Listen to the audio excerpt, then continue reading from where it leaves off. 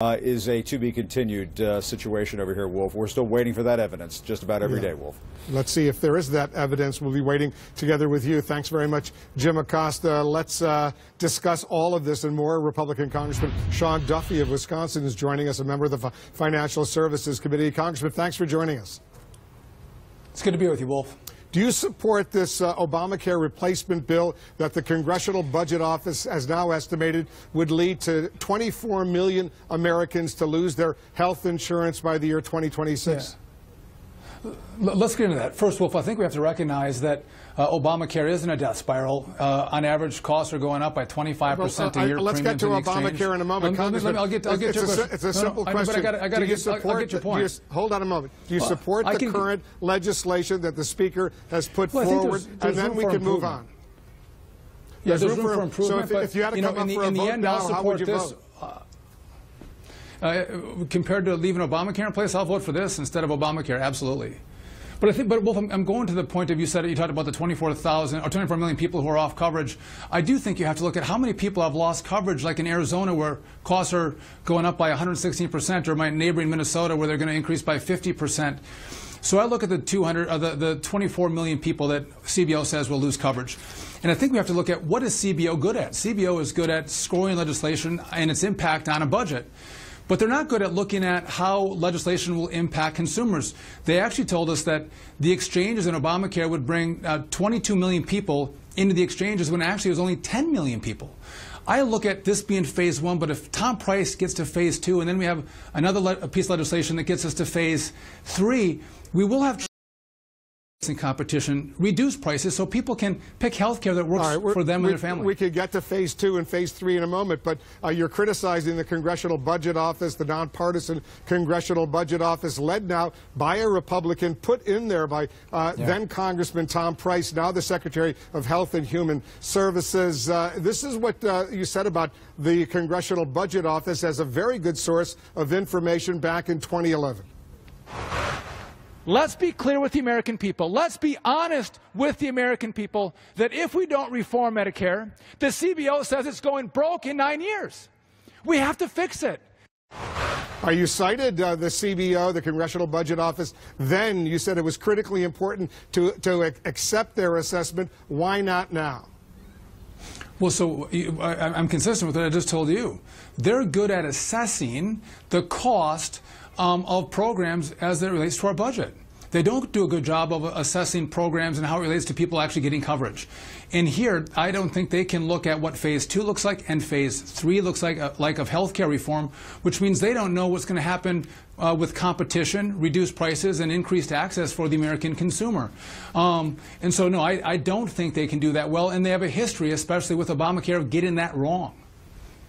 But you haven't even outlined phase two or phase three. As a result, how can they offer any assessment? No, they can't. I agree with you, Wolf. They can't offer an assessment.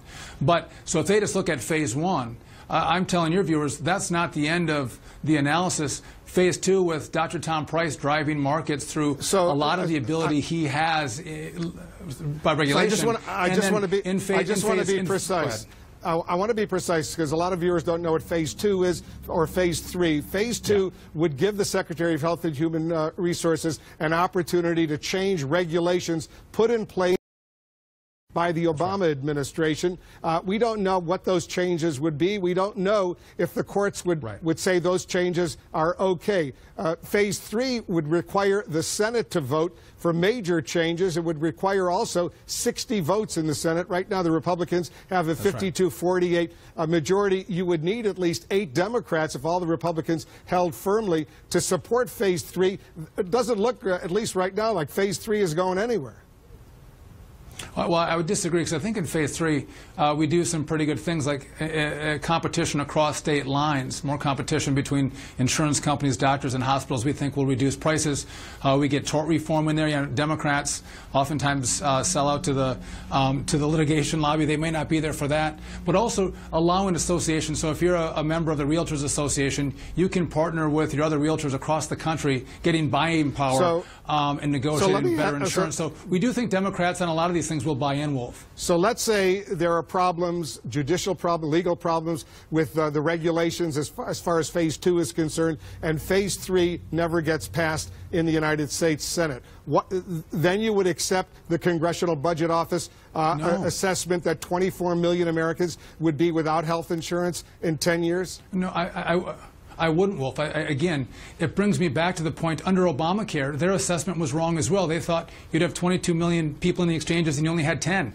This is not their expertise. This is not what they're good at. They're good at looking at what does legislation have as an impact on the budget, not what free markets do to drive down costs and what will consumers do to get into the healthcare market. That is not their expertise, and that's why I'm giving you some pushback on that. But Wolf, you have to look at this. Let me give you one other point. You have to look at you're talking about 22 to 24 million people. There's 350 people in America, and you've seen 70% of Americans get their insurance from their employer. And instead of getting a raise, their employers had to put their money into premium increases because of Obamacare.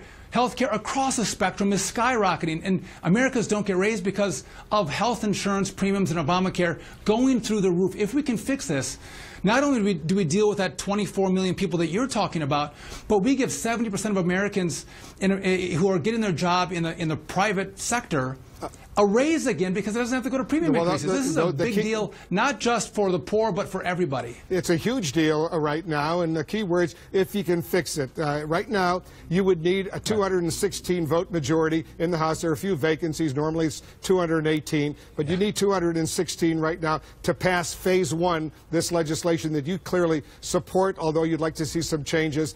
I spoke earlier in the day with a key member of the House Freedom Caucus, Congressman Tom Garrett of Virginia. He said he couldn't support this bill in its current form. A lot of his colleagues say they can't support it. Are you sure you have those 216 votes? Because no Democrats are going to support it, and you're going to lose a whole bunch of Republicans.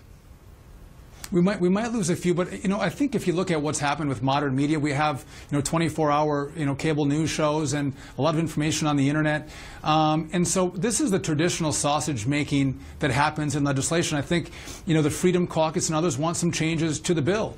I think you're seeing Donald Trump just starting to engage. I think he's going to Kentucky next week as well.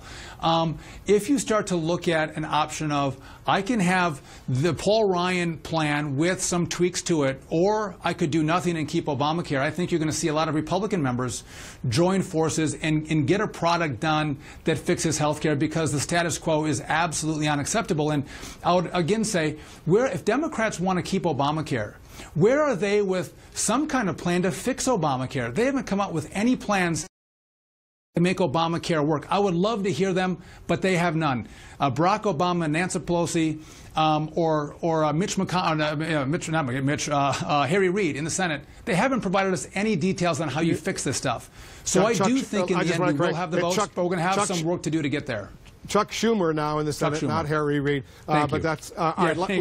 Let me take a quick break. We're going to resume this. There are other developments happening right now. The White House says they're very confident the president will be vindicated in his accusation that President Obama ordered a wiretap, an illegal wiretap, against him.